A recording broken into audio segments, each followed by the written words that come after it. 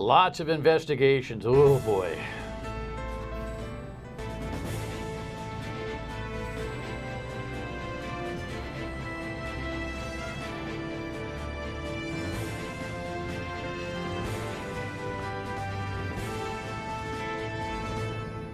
The Dan Yorke State of Mind program is brought to you in part by Lookout Rhode Island and Takeo Comfort Solutions. It kind of feels like the summer of investigations. The question is, are the investigations all legitimate? It seems to me these days, and it's always been kind of the case around here, that in politics, one of the things you do when you've got no argument, you start crying foul. You know, when you've got no platform, you start crying foul. When you got no candidates, you start crying foul. Now, I'm not going to be the one here to say that nothing is ever foul. But there's a habit, especially with the state Republican Party, who has this inclination to just cry foul all the time because it doesn't seem like they got much in the tank, right? But that's a conversation that we'll have a little bit later on in the broadcast. In the meantime, we've got investigations going on with the congressional race, a race that you may not even know is happening because we're in the dead of summer and a lot of you are paying attention to things like going to the beach, taking care of your kids, making sure they're at the Little League playoffs and whatever else is happening, right? John Marion is with me this evening. He is the boss of Common Cause, the premier good government group here in Rhode Island, and he's a steady influence and a good mind on all things of, I don't know, ethics and good government, and he and I have a tussle or two every once in a while, and we enjoy each other's company. So you'll meet him in a second, unless Alex wants to give a preview, and so there he is. In the meantime, let's just go to a headline here that is at the beginning of this debacle last week. I think this really well done news package tells the story. I'm staying in the race. Sabino Matos not bowing out of the contest for the open seat in Rhode Island's 1st congressional district after scandal plagued her campaign this week. No, it is not my signature. When 12 News tracked down people who say their signatures on her nomination papers were forged. This betrayal of trust was in the name of my campaign. And for that, I'm deeply sorry that this happened. The lieutenant governor spoke to reporters Friday night at her campaign headquarters in Providence for the first time since the news broke Tuesday. Let's be clear. My campaign is not under investigation. A vendor that my campaign hires under investigation. Her campaign says that vendor that has since been fired is Harmony Solutions, and they were hired and paid hourly to collect signatures. It's run by Holly McLaren, who collected many of the signatures in question, along with another person by the name of Shanna Gallagher. The Matos campaign says they suspect Gallagher also worked under that vendor. These individuals disregarded our campaign's instruction. They betrayed the trust of my campaign and may have broken the law. Matos campaign manager Brexton Isaac says McLaren is a well-known field worker. She previously worked on Governor Dan McKee's re-election campaign. We trust that the vendors that we hire work with integrity and work with honesty. As the situation unfolds, Matos says she is disappointed that her opponents are using this for their own political gain. Not naming names, but alluding to fellow Democratic candidate Gabe Amo, who held a press conference on the issue hours earlier. It is clearly a distraction. And that's why today I am asking that the Lieutenant Governor carefully consider the path forward for her campaign. I expect those Washington-style attacks from the MAGA Republicans, but not from my fellow Democrats, who I have always treated with respect. Yeah, you got to be kidding me. You got to be kidding me. You know, John's looking at some of the paperwork here that's instrumental to this case. First of all, welcome. Great to have you. You got to be kidding me. I don't expect this from my fellow Democrats. Can we just, for the record, make sure that we understand something? This projected poorly attended primary, because of the nature of the schedule, the off-election season, will most likely be capped at about a 40,000 vote turnout-ish, which is a lot less than it should be. And it likely, based on the 12 remaining Democrats and the 2 Republicans nobody has heard of, will be the decision maker in this race. Do you agree with me on that? Yeah.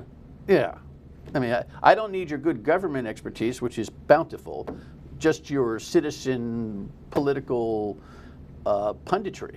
The general election is going to be anticlimactic. Take the day off. No one's going to. This election will be decided on the primary. Yeah, but we will be watching in November just to make sure everything goes well, because it is, ultimately an election, and we want to make sure. I just want people to know. Oh, you mean the rules of the road and the regulations? We're about to talk about rules of the road. Really good point. Barring any major mishap. But we should always the keep our Democrat eye will on win this race. Everything happening, even when it's a foregone conclusion. So it is kind of funny, though, isn't it, that Sabino Matos is crying a river over her fellow Democrats who are getting, including Gabe Amo. What she should do, by the way, is actually encourage them to speak, because Gabe Amo threw up all over himself trying to say something. She really should think about. You want her to get out of the race? Yes or no? I mean, this guy is. He's got all of the right stuff in the resume and seems to not be able to bring anything. And the field, by the way, is. Well, what do you think of the field? Yeah. I mean, so first of all, we're nonpartisan. For people who aren't familiar with us, we don't endorse. A lot of organizations endorse. We don't ever. 50-year history, never gotten involved in supporting or opposing an individual candidate. I think there's a lot to choose from, right? We have state, wide office holders. We have, sitting members of the legislature. We have business people. We have people with, a military background. If you are looking for a certain type of candidate, it's somewhere in that dozen, right? So if you're a voter, you have a lot of choice, I actually think, if you're a Democratic voter. Right, there's somebody in that dozen probably for you. It's a question of in an off year, as you said, in a special election, are people going to be paying attention enough to even notice and learn enough about the candidates? And hopefully with the debates coming up, that's going to start happening. Well, I appreciate your diplomacy, and I don't expect anything different from it. And I think you're correct that there is a potpourri of political candidates that are in this race, but it's like shopping it's the penny candy store as far as I'm concerned. I don't see any significant heavyweights in here, people who are going to be able to go to Washington and make a difference. And I think in part we should say something about David Cicilline and the timing of his resignation.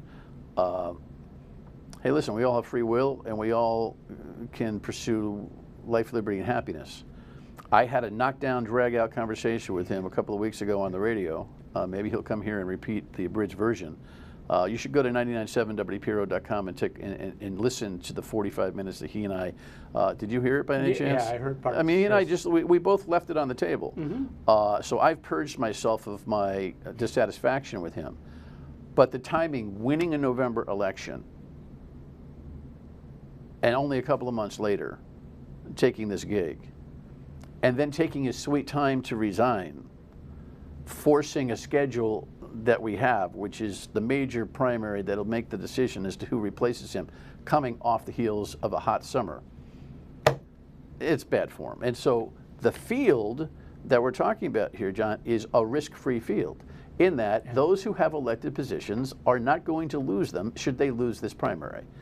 How do you feel about that? Yeah, I mean, it's interesting. People kind of got lost in the shuffle. They actually had to pass a state law to set the calendar for this, because this hadn't happened since 1967, that we've had an open seat in Congress in an off year. And the old law that was on the books didn't comport with some federal laws that had been passed just 15 years ago. And so they literally, the General Assembly actually had to pass a law just to allow us to have this election correctly. It's been that long. We didn't take a position on whether he should have or shouldn't have resigned. But it occurred to me amidst all the news of the last week that, boy, yeah, none of this would be happening but for an unexpected resignation. And then the timing of it, deciding in the winter and then saying I'm going to hang around to June. The Secretary of State told me on the radio when he resigned, when the news of his resignation came, that if he skedaddled early, they could have had a May primary and a June election, which at least would have been in the world of people paying attention, schools still in, da-da-ba-ba-ba. Yeah, I mean, off-year elections, regardless of what's going on, just aren't going to have big turnout. That's actually why, True. You know, Rhode Island's actually a model state. You know, we don't get a lot of credit for things. All our elections are on year, right? And a lot of states don't do that, and it's a bad practice, particularly like school boards and so forth. You have low turnouts, and you get a small group of people sort of taking over the system. We do everything on year. One of the first things Bob Flanders did when he took over the city of Central Falls, he moved Central Falls elections to on year, and he said because low turnout leads to shenanigans, and he was 100% right. Yeah, I agree. So your take on the scandal, if you will, on the signatures. I actually was just showing John, I've been carrying around this copy of the Newport lists. Ironically, the Sabino Matos only had one of 17 signatures qualifying in Jamestown, according to some journalism yesterday. There are some accepted signatures here that, without my expertise, of course, with my naked eye and not expertise, I would have trouble matching these. But of course, the DMV signatures are available for matching to see if somebody's signature actually makes it.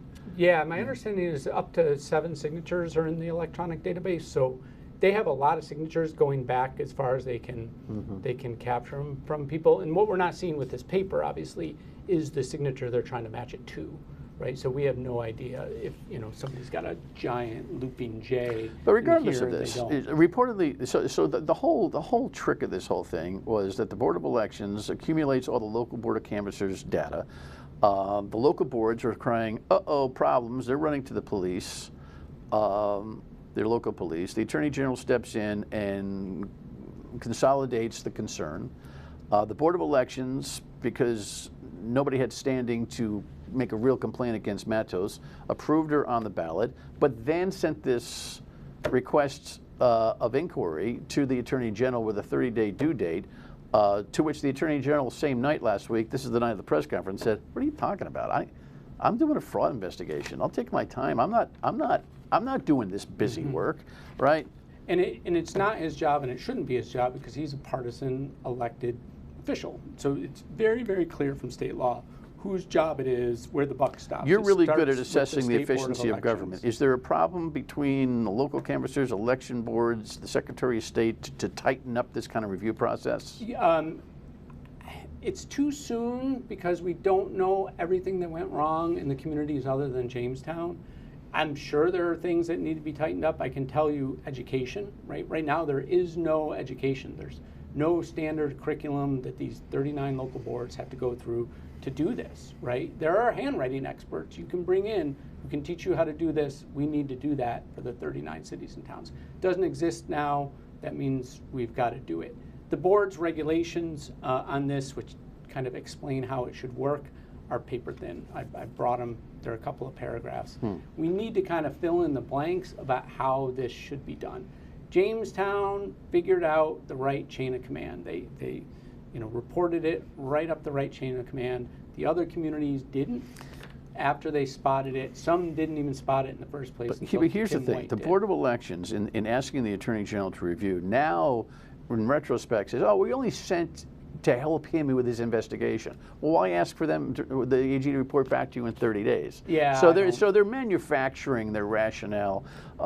They can be a Keystone Cop operation over there. You watch them pretty carefully. Yeah, I mean, they have improved dramatically since Bob Cando was fired. To be real honest, like in 2016, the old director was fired. It was a watershed moment for elections in Rhode Island. Elections have gotten much better since that happened. I don't like calling people out by name, but it is what it is. But we still see problems, right? This is a problem. There were problems last year. The key that exists on here is because of a problem last year with a candidate getting on the ballot. Some of his signatures were rejected, and they didn't tell him why. And he appealed, and he was like, "I don't know why." So the ACLU said, you should require them to say why the signature was rejected. We got to We can always improve. Wrap up on this. What's the moral of the story so far on this race? I mean, it would be nice to get to the bottom of this, but the ballot is set, and the voters are going to choose. She's still the odds-on among favorite. the If she starts dozen. doing dumb press conferences, and you know, she's probably still going to win this thing. We'll come back and talk about, you know, the governor had a lunch. What did he order? Stay with us.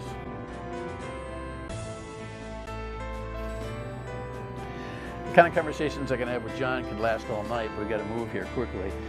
This whole flap and high drama with this company Scout, the consultant for the Armory, these two guys are a headache that Governor McKee certainly didn't need. And so the Republican Party files, and well, actually, I'm sorry, the Ethics Commission itself decided, based on all of this drama that existed out there, that they would engage their own investigation on these two guys. The one on the right is the real player, David Patton, who has since lost his job with the McKee administration. The one on the left is Jim Thorson, who left his role to go to a federal job at the Treasury. But those two went to Philadelphia to see a like type of project that the contractors who have the deal with the Armory, had the deal with the Armory, were trying to show off, and it turned into a debacle. And most people pay attention to the news know about it. Patton made sexist remarks, racist remarks, blah blah blah. His embarrassing behavior ended up being chronicled by an email that the consultant sent to their lobbyist, who then forwarded it to the administration, and then the AG said that's a public document, so you got to make it public, and so we finally saw it. I guess it's an investigation worth having. He's gone. His job is.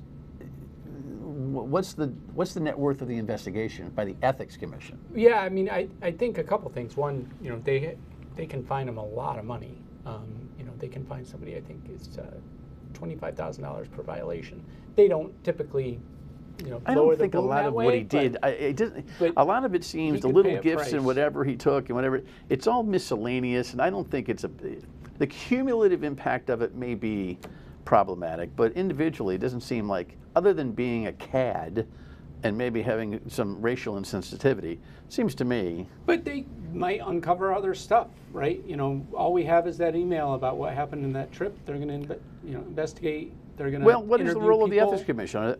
Like the AG, to actually do a criminal-like investigation? Yeah, they're going to do. It's technically civil, but they do an investigation. They have 3 investigators who are all former police detectives on second careers, and they'll go and interview people and take affidavits. So, are you bullish on this investigation by the Ethics Commission on those two guys? I mean, I don't think they're going to probably find much more than we know from the email, and I think ultimately, 95% of what happens there gets settled, and there's a monetary fine, and the person, will say, I, paid a fine to the ethics. So let's talk about rest of their life. okay. So the next investigation, the headline here, McKee free lunch.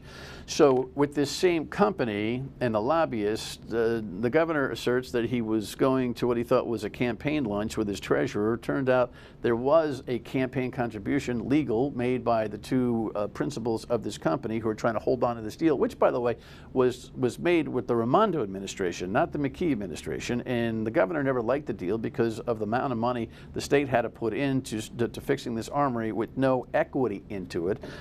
His business rationale, I think, is rock solid. This thing, though, is this. I think it's a red herring.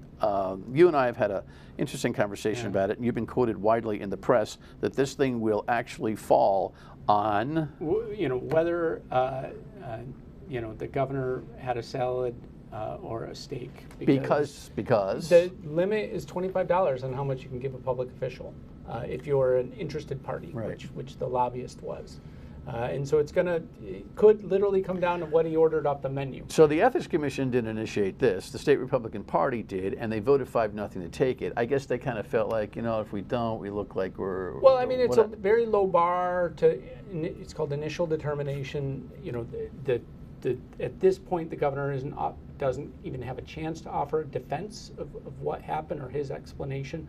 So it's a very low bar. It just means that the complaint was proper, and if what it alleges really happened, it violated the code of ethics. Whereas the investigation we're talking about first, you think is legit. Do you see this as nuance? Well, nuisance, like I do? Technically clear, right? They've only both crossed the same bar, right? I would say the fact that the Ethics Commission, which rarely initiates their own investigations, initiated the first ones, that tells you something, right? The Ethics Commission lawyers looked at the news and said, yikes, there's something going on there. We better file our own complaint. That rarely happens. That makes me think it's going to go far. The idea that the governor is going to be tried on whether he had a Cobb salad and added soup to it is as far as I'm concerned. And I think most people are going, what?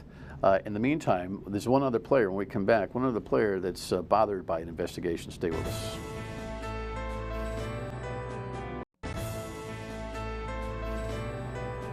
And I only have a minute or so to deal with this, but this has kind of flown under the radar with all the other stuff that's been going on. But the Speaker's not happy with the state GOP filing this complaint, which the Ethics Commission took.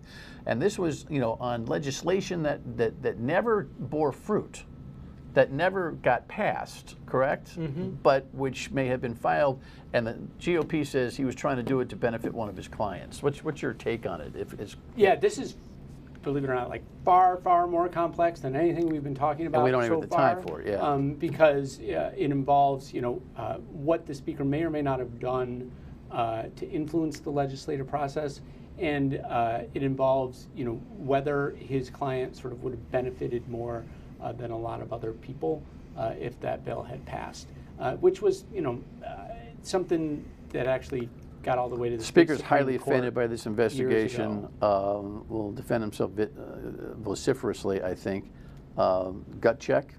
15 seconds on this one. Yeah, this is one where the investigation is going to tell us a lot more than the complaint, because it's so complex.